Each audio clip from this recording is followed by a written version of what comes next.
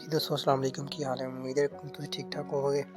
अच्छा जी, ज़ोर दी नमाज़ पढ़ के घर वापस आया तो चाह बनी सी, कन्नै चाह पी लो। मैं कहा ठीक है जी, चाह पी लैने आं। पिंड आह्लें नूं चाह ते चाहिदी, होर की चाहिदा है। चाह भावें दिन च इन्हां नूं 1000 बारी दे देओ, इन्हां ना नहीं करनी, दित्ती जाओ बस। चाह होनी चाहिदी है। रोटी इन्हां नूं 3 टाइम ना देओ, 3 टाइम चाह दे देओ, एह् खुश ने।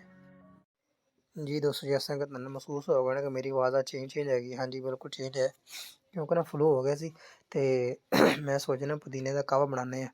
ਸਿਆਣੇ ਕਹਿੰਦੇ ਨੇ ਪੁਦੀਨੇ ਦਾ ਕਾਹਵਾ ਜਿਹੜਾ ਨਾ ਬਣਾ ਕੇ ਪੀ ਲੈਣਾ ਚਾਹੀਦਾ, ਉਹਦੇ ਨਾਲ ਫਲੂ ਨਜ਼ਲਾ ਜ਼ੁਕਾਮ ਨਾ ਕਾਫੀ ਬਿਹਤਰ ਠੀਕ ਹੋ ਜਾਂਦਾ। ਲੇਕਿਨ ਇਹ ਵੀ ਕਹਿੰਦੇ ਨੇ ਕਿ ਸਿਆਣੇ ਹਰ ਗੱਲ ਨਹੀਂ ਵੀ ਮੰਨੀ ਦੀ, ਲੇਕਿਨ ਚਲੋ ਕੋਈ ਨਹੀਂ, ਆਪਾਂ ਮੰਨ ਲੈਂਦੇ ਹਾਂ। ਆਪਾਂ ਜ਼ਿਆਦਾ ਨਹੀਂ ਮੰਨਦੇ, ਆਪਾਂ ਥੋੜ੍ਹੀ ਮੰਨ ਕੇ ਵੇਖ ਲੈਂਦੇ ਹਾਂ।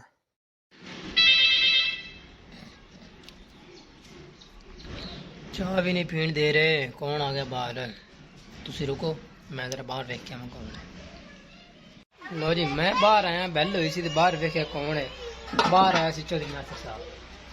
ਹੋਰ ਭਾਈ? हाँ जी, ठीक ठाक है जी। ते किसी ਅਸੀਂ भी आए थे? ਪਾਣੀ ਲਾਣ ਲੱਗੇ ਸੀ ਤੇ ਸਾਡੀ ਕਹੀ ਸੀ ਜੀ ਤੁਹਾਡੇ ਕੋਲ।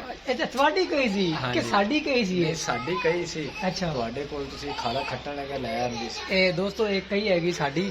ਇਹ ਹੁਣ ਐਵੇਂ ਜਾਣ ਕੇ ਚਪਲਾ ਮਾਰ ਰਿਹਾ ਤੇ ਕਹਿੰਦਾ ਸਾਡੀ ਕਹੀ ਸੀ।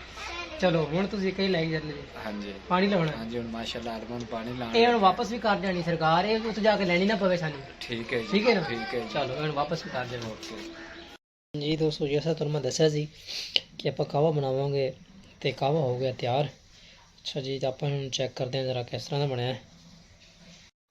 ਹਾਂਜੀ, ਜਿਸ ਤਰ੍ਹਾਂ ਤੁਸੀਂ ਵੇਖ ਰਹੇ ਜੀ ਕਿ ਮੇਰਾ ਇੱਥੇ ਲੀਮੂ ਹੈਗਾ, ਹਾਫ ਲੀਮੂ ਲਿਆ ਵਾ ਤੇ ਹਲਕਾ ਜਿਹਾ ਨਾ ਆਪਾਂ ਟੇਸਟ ਲੀਮੂ ਦਾ ਦੇਵਾਂਗੇ। ਲੀਮੂ ਵੀ ਕਹਿੰਦੇ ਨੇ ਨਾ ਵੀ ਥੋੜ੍ਹਾ ਜਿਹਾ ਮਿਕਸ ਕਰ ਲੈਣਾ ਚਾਹੀਦਾ, ਬਹੁਤ ਅੱਛਾ ਹੁੰਦਾ ਇਸ ਚੀਜ਼। ਮੈਂ ਕਿਹਾ ਠੀਕ ਹੋ, ਦੇਖਦੇ ਹਾਂ।